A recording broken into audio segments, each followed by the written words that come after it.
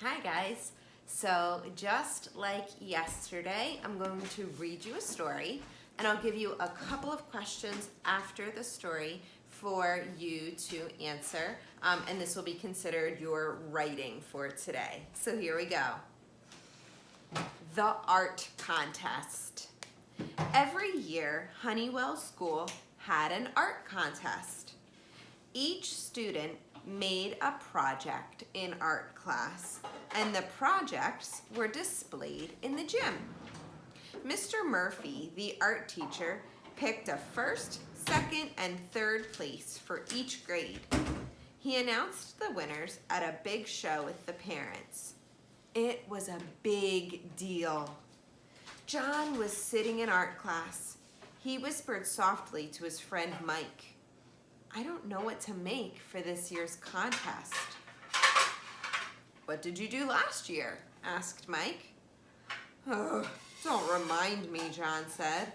"I painted a fire truck that came out like a red blob. It was the worst painting in the universe." "I remember it now," said Mike. "It wasn't that bad." "Excuse me, boys," Mr. Murphy interrupted.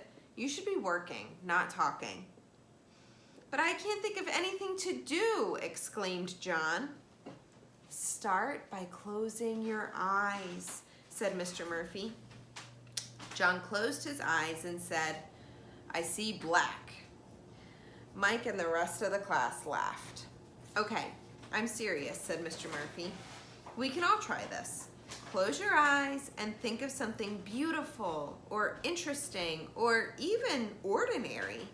It could be a butterfly you saw. It could be something magical that you dreamed." One by one, the other kids in the class had ideas. John tried and tried, but he still couldn't think of anything. Soon, the bell rang, and it was time to go home. That night, John sat quietly at dinner.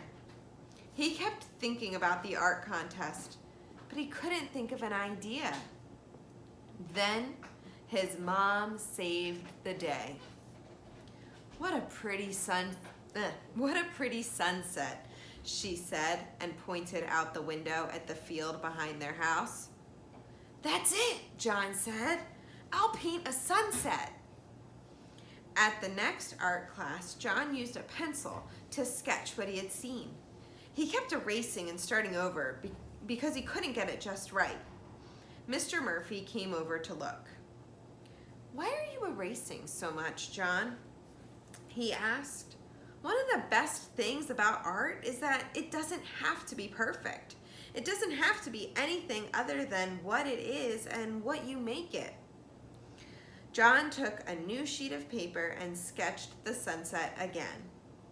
"That's not bad," he thought. At the next class, it was time to finish the project. John opened some paints and took a deep breath. The painting started out fine, but then the colors started to run into one another.